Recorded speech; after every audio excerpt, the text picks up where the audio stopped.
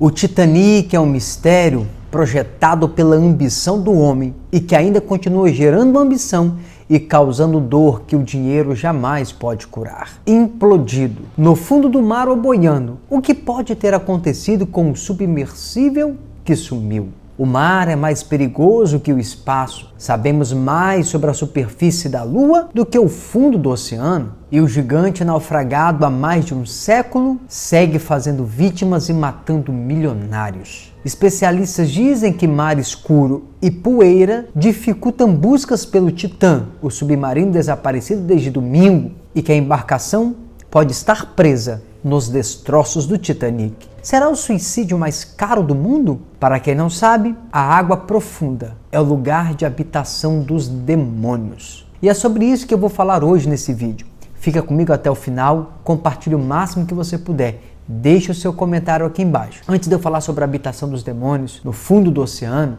permita-me resumir os últimos acontecimentos. O Titã, um pequeno submarino que levava 5 pessoas pelo oceano profundo para ver os destroços do Titanic, está desaparecido desde domingo na costa do Canadá. Um piloto e 4 passageiros estão a bordo. Sabe-se que a embarcação está com problema porque a comunicação foi interrompida, mas não é possível dizer com precisão o que aconteceu. Especialistas acreditam que o submarino pode estar no fundo do oceano, pode estar flutuando na superfície ou pode ter implodido com a pressão da coluna da água. Segundo a empresa que opera o passeio, o suprimento de oxigênio da embarcação se encerra hoje, quinta-feira. O submarino perdeu o contato mais ou menos na metade do mergulho. Lá embaixo é completamente escuro e extremamente frio. O leito marinho é de lama e ondulado. Não se consegue ver a mão na frente do seu rosto, disse um especialista do naufrágio nos destroços do Titanic.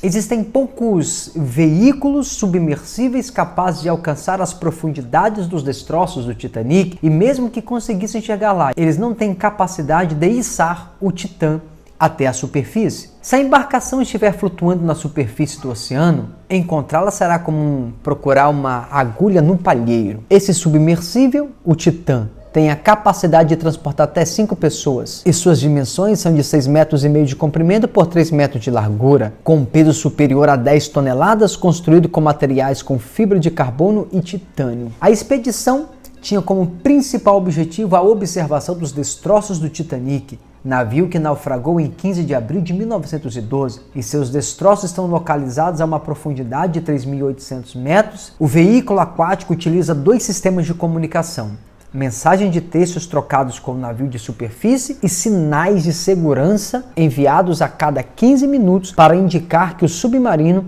está operando. Mas ambos os sistemas pararam e o pequeno submarino desapareceu do radar, cerca de 1h45 após o Titã submergir no domingo do dia 18. Isso pode significar que eles perderam toda a energia ou o submarino sofreu uma ruptura no casco e implodiu instantaneamente.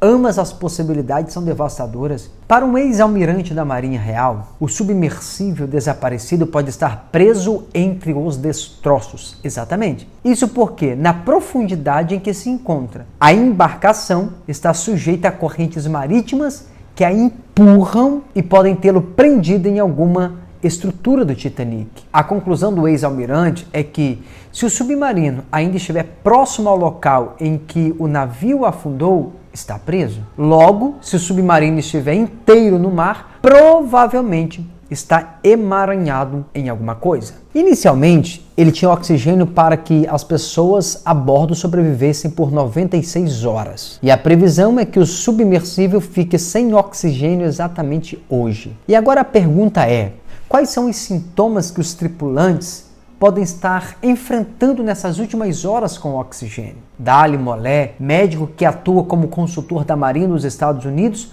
publicou um artigo em maio detalhando como o ambiente dentro de submersíveis pode afetar a saúde depois de longos períodos. Primeiro, hipotermia. A temperatura nas profundezas do oceano pode chegar a 5 graus Celsius. O frio excessivo pode provocar tremores, uma resposta do corpo pode gerar calor, o que também acelera o ritmo da respiração e consome mais oxigênio e afeta a capacidade de julgamento. Segundo, fortes dores de cabeça. Com menos oxigênio e mais gás carbônico, a respiração fica mais profunda, o que pode causar dores de cabeça. Terceiro, perda de consciência. Sim, o subproduto da respiração humana acumulado tem efeito tóxico. Aos poucos, a pessoa perde gradualmente a consciência. Quarto sintoma, pânico. A claustrofobia e o medo podem provocar ataques de pânico na tripulação.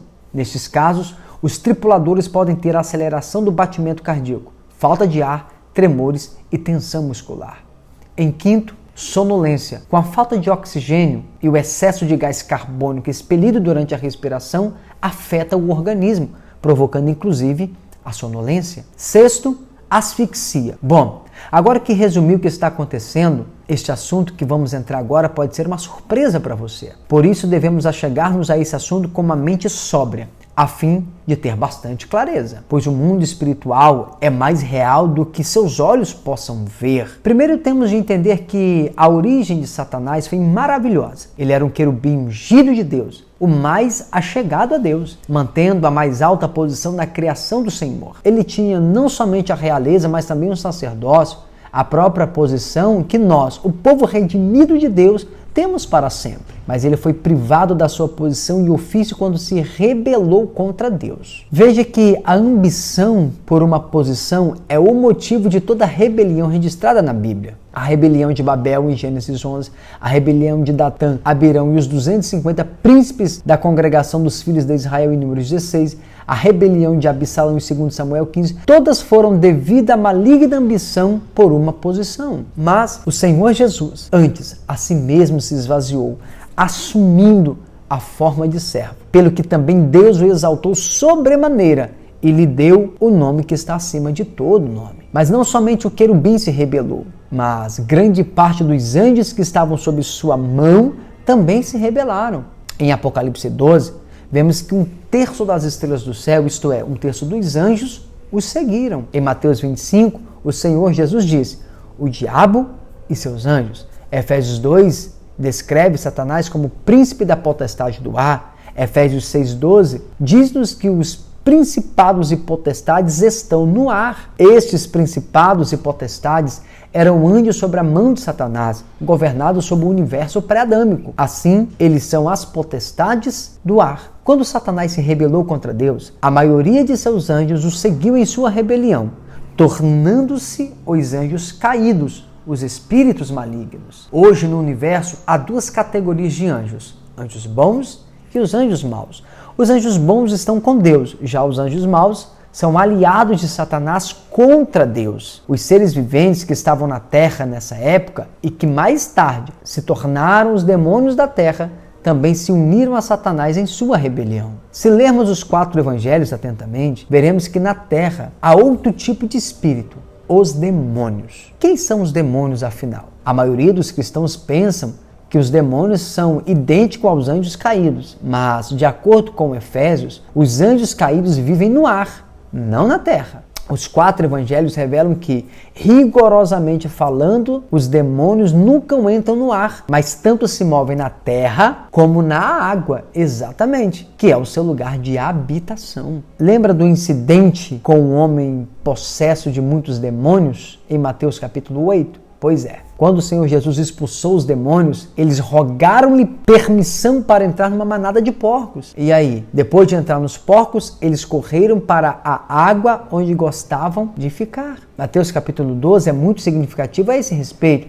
Nesse trecho da palavra podemos ver que Satanás tem o seu reino diabólico e que ele é o príncipe dos demônios. Ao observar o versículo 43, quando o espírito imundo, quando o demônio sai do homem, ele anda por lugares áridos, procurando repouso, e não o encontra. O demônio que foi expulso do homem mudo e cego estava buscando repouso, que não pôde encontrar em lugares áridos. Isso porque o lugar de descanso, o lugar de habitação dos demônios é na água. O versículo 44 nos diz o que acontece se eles não encontram água. Então diz: voltarei para a minha casa. Esta casa é o corpo físico dos seres humanos. O lugar de habitação dos demônios é na água, e seu lugar de habitação temporária é o corpo humano. Atos capítulo 23, verso 8 e 9, prova que os demônios não são anjos caídos. Nesses 2 versículos vemos que os anjos e os espíritos são classificados como dois tipos diferentes de seres. Mesmo os antigos fariseus judaicos colocavam demônios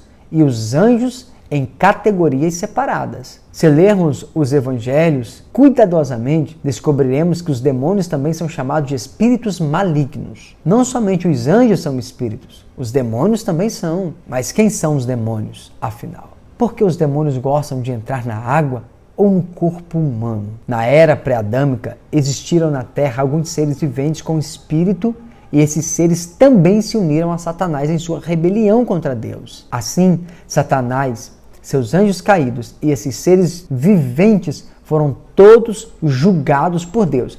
Após terem sido julgados por Deus, esses seres perderam o corpo e se tornaram espíritos sem corpos. Essa é a razão pela qual os demônios querem entrar num corpo físico, porque eles não têm corpos. A água pela qual Deus os julgou tornou-se o abismo onde os demônios devem viver. Sob essa água profunda está o assim chamado abismo. A tradução grega de Gênesis 1:2 usa a palavra abismo para traduzir a palavra profundo. A água profunda é o lugar da habitação dos demônios. Um dia, enquanto Jesus estava atravessando o mar, um forte vento soprou e surgiu uma grande tempestade. Lembra desse efeito? O Senhor Jesus não orou, ele ordenou que o vento parasse e que a tempestade se aquietasse. Mas por que o ar se tornou tempestuoso e a água se tornou agitada afinal? É simples, porque havia anjos caídos no ar e demônios na água. Eles sabiam que Jesus estava indo a outra praia para expulsar demônios. Hoje, o ar ainda está cheio de anjos caídos e a terra está cheia de demônios. Como filhos de Deus, devemos conhecer algo a respeito do universo e principalmente da Terra. Os anjos maus seguiram Satanás na rebelião contra Deus. Os demônios, outra espécie de seres, são espíritos sem corpos que vivem na água e trabalham na terra. Satanás é o príncipe deste mundo que inclui a terra e o ar. No reino de Satanás, no ar estão os anjos caídos, na água estão os demônios e na terra os seres humanos caídos. Em Isaías 14:15 é dito: contudo serás precipitado para o reino dos mortos, no mais profundo do abismo. Enquanto que Ezequiel 28:18 diz que Deus repreendeu Satanás, dizendo: profanaste os teus santuários. Ou seja, assim os céus e a terra também foram julgados por Deus. Haja vista que Jó, capítulo 9, versos 5 ao 7, diz que Deus derrubou as montanhas em sua ira, abalou a terra do seu lugar, ordenou ao sol que não se levantasse e selou as estrelas. Quando é que Deus fez isso? Antes do mundo pré-adâmico, no tempo em que Deus julgou os céus e a terra devido à rebelião de Satanás e seus seguidores. Por causa do julgamento de Deus, os céus não deram sua luz e a terra foi coberta pelas trevas. O fato de a terra, após ter sido julgada por Deus, ter sido sepultada sob as profundas águas, prova que Deus julgou a terra inundando-a com água. Agora observa Gênesis 1:2. Assim, a terra tornou-se sem forma e vazia. Isaías 45:18 é dito: Deus formou a terra, não a criou vazia, mas a criou para que fosse habitada. Jó 38:4-7 mostra que Deus criou a terra em boa ordem. Diz que quando Deus lançava os fundamentos da terra, lhe pôs as medidas e estendeu sobre ela um cordel.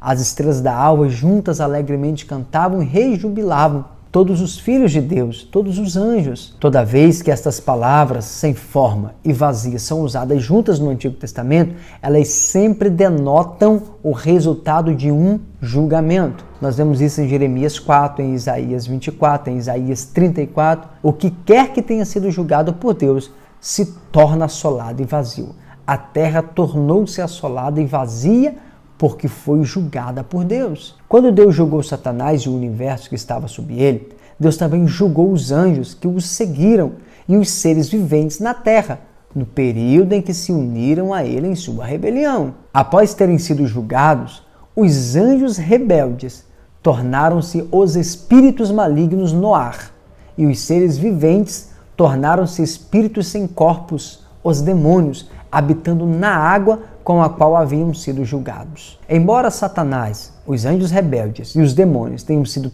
todos julgados por Deus, Hoje eles ainda estão se movimentando e trabalhando, porque o julgamento sobre eles ainda não foi executado, mas um dia, com certeza, ele será totalmente executado, como diz Lucas 8, Mateus 8, Apocalipse 12. Hoje Satanás ainda pode ir diante de Deus para acusar o povo de Deus. Ele ainda está vagando pela terra, procurando alguém para devorar, ainda está trabalhando para cegar as pessoas, para poder enganá-las. O julgamento sobre eles precisa ser executado. Deus julgou Satanás e todos os seus seguidores, mas isso não significa que Deus executou seu julgamento no momento em que ele o proferiu. Condenar é uma coisa, executar a condenação é outra coisa. Deus julgou os demônios e confinou-os na água, mas ele precisa da igreja para introduzir a era em que o mar não mais existirá, como diz Apocalipse 21, verso 1.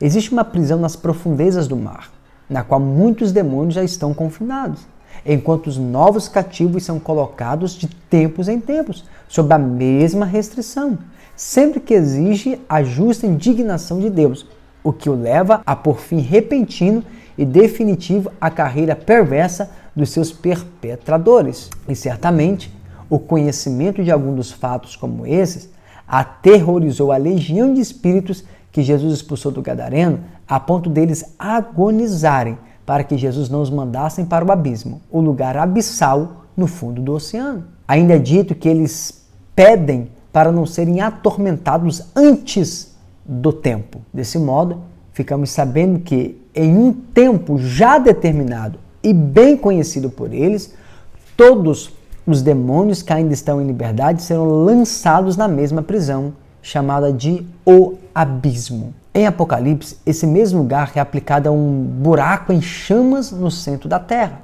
mas é usado também para designar as profundezas do mar. Esse é o mar sobre o qual as trevas estavam colocadas, antes dos seus dias de criação, e também o grande abismo, cujas fontes foram rompidas para inundar a terra no dia do dilúvio. Todavia, o abismo no centro da terra tem sido chamado assim por duas razões.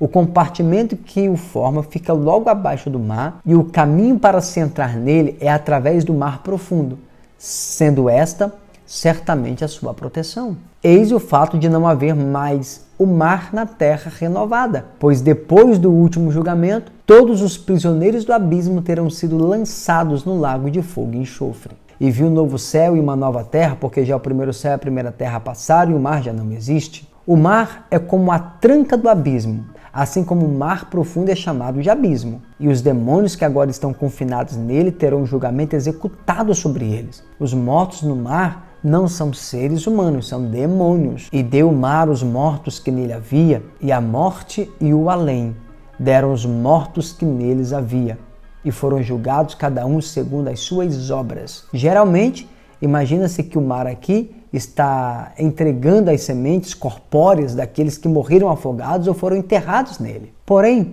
se o significado não for além disso, por que não se menciona a terra entregando os mortos em número muito maior dos que jaz debaixo dela? Porque ele misteriosamente está ligado com a morte e o mundo invisível. Ele é mencionado em uma lista de lugares cheios, não com resíduos de formas materiais, mas com espíritos desencarnados. Logo, não temos dúvida que as profundezas do mar é uma prisão de demônios. E aqui entendemos perfeitamente, porque ele é o primeiro a entregar seus mortos, pois todos serão julgados em ordem. Por isso, esses seres pré-adâmicos terão uma precedência terrível aos prisioneiros da morte do além, cujas celas inumeráveis talvez estejam lotadas exclusivamente com criminosos do nosso mundo atual. A minha oração é que essa tripulação seja encontrada e que esses 5 homens que estão a bordo sejam encontrados com vida e que nós possamos ficar ligados e atentos e entender que o mundo espiritual é mais real do que os nossos olhos possam ver. As profundezas do mar, de fato, são habitações e prisões de demônios. Que o Senhor te abençoe, que o Senhor te guarde. Não deixe de compartilhar esse vídeo, deixar o seu comentário aqui e nós nos vemos no nosso próximo vídeo. Deus te abençoe.